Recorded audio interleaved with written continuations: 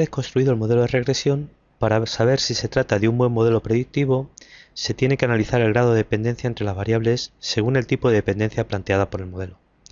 De esto se encarga la parte de la estadística conocida como correlación. Para cada tipo de modelo existe el correspondiente tipo de correlación. Así, por ejemplo, si se ha construido la recta de regresión, hablaremos de correlación lineal, y si se ha construido un modelo parabólico, hablaremos de correlación parabólica, y lo mismo para cualquier otro tipo de modelo de regresión. La correlación se basa de nuevo en el estudio de los residuos para el modelo de regresión construido. Cuantos menores sean los residuos, más se ajustará la curva de regresión a los puntos y mejor explicará dicho modelo la relación entre las variables.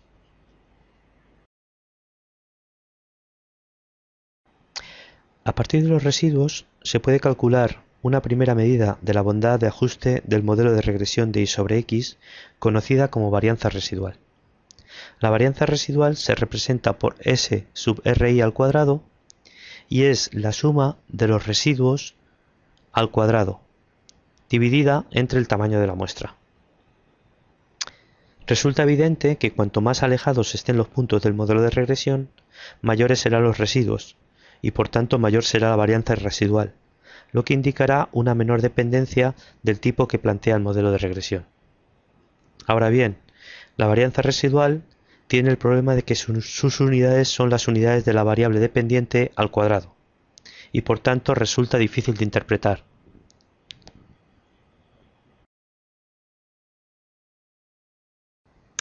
Para interpretar mejor la varianza residual, si dibujamos el diagrama de dispersión, podemos comprobar que la variabilidad de la variable dependiente depende de las desviaciones de los valores a la media, que aquí aparece representada mediante esta línea. Si sumamos las desviaciones en i al cuadrado y las dividimos por el tamaño de la muestra, obtenemos precisamente la varianza de i. Si ahora dibujamos sobre el diagrama de dispersión el modelo de regresión de y sobre x, en este caso la recta de regresión, podemos comprobar cómo la recta divide en dos partes las desviaciones en y. Una parte es el residuo, que eran las distancias verticales desde el punto hasta la recta de regresión.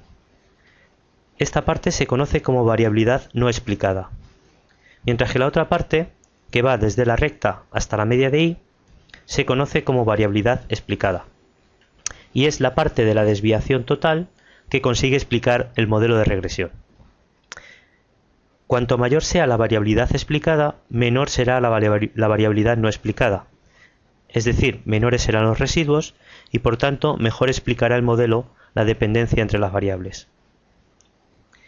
Cuando la relación sea perfecta, los residuos serán nulos y por tanto la variabilidad explicada coincidirá con la desviación en y. Diremos entonces que el modelo de regresión consigue explicar la totalidad de la dependencia entre y y x. En este caso, la varianza residual será 0. Por contra, cuando no haya relación lineal entre las variables, entonces ya vimos que la recta de regresión era constante y coincidía con la media de y. De manera que la variabilidad explicada será nula y la variabilidad no explicada, el residuo, coincidirá con toda la desviación en y. De manera que la varianza residual coincidirá con la varianza de y.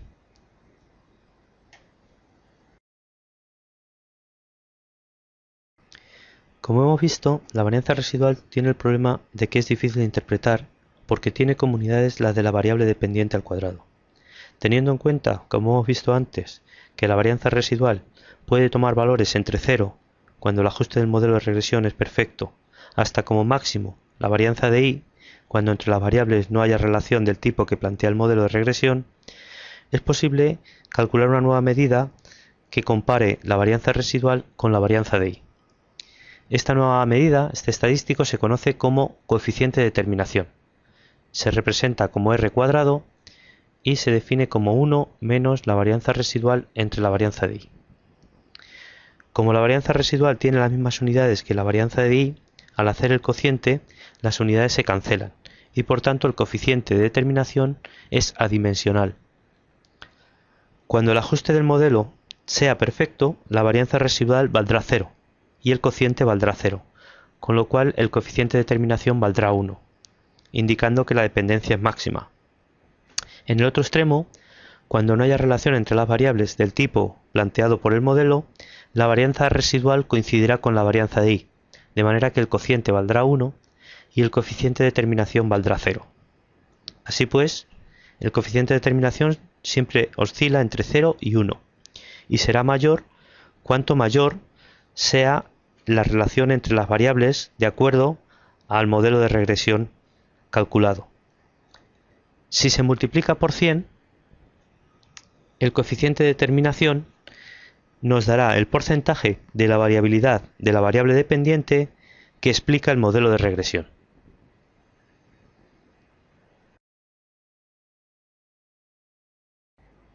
En el caso del ajuste de un modelo lineal, teniendo en cuenta la ecuación de la recta de regresión de y sobre x, los residuos serán y sub j menos el valor de la recta de regresión para x sub y, que será menos la media de y menos la covarianza entre la varianza de x por x sub y menos la media de x. De manera que en la fórmula de la varianza residual, si desarrollamos el cuadrado de los residuos para la recta de regresión, podemos llegar a que la varianza residual se puede calcular como la varianza de y menos la covarianza al cuadrado dividido entre la varianza de x. Del mismo modo, si en la fórmula del coeficiente de terminación sustituimos la varianza residual para el caso lineal por lo que nos acaba de salir, llegaríamos a la conclusión de que el coeficiente de terminación lineal se puede calcular fácilmente dividiendo la covarianza al cuadrado entre el producto de las varianzas de x e y.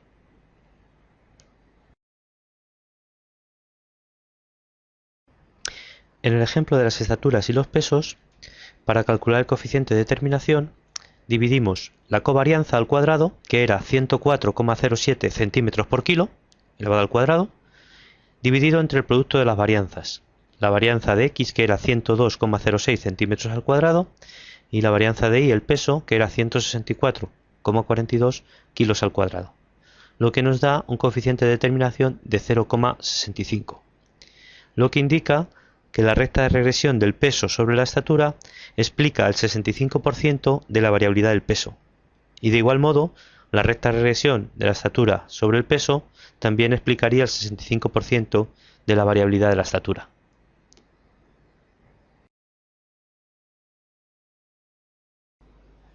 Otra medida habitual del grado de relación lineal entre dos variables es el coeficiente de correlación lineal, que se representa por r y es la raíz cuadrada del coeficiente de terminación lineal, y por tanto se calcula dividiendo la covarianza entre el producto de las desviaciones típicas de x e y. Como el coeficiente de terminación podía tomar valores entre 0 y 1, el coeficiente de correlación lineal, que es su raíz cuadrada, tomaba valores entre menos 1 y 1, de manera que es importante tener en cuenta el signo, y que siempre coincidirá con el de la covarianza. De manera que si el coeficiente de correlación lineal es 0, entonces eso indica que no hay relación lineal entre las variables. Si el coeficiente de correlación lineal vale 1, entonces existe una relación lineal creciente perfecta entre las variables, y si el coeficiente de correlación lineal vale menos 1, entonces existe una relación lineal decreciente y perfecta.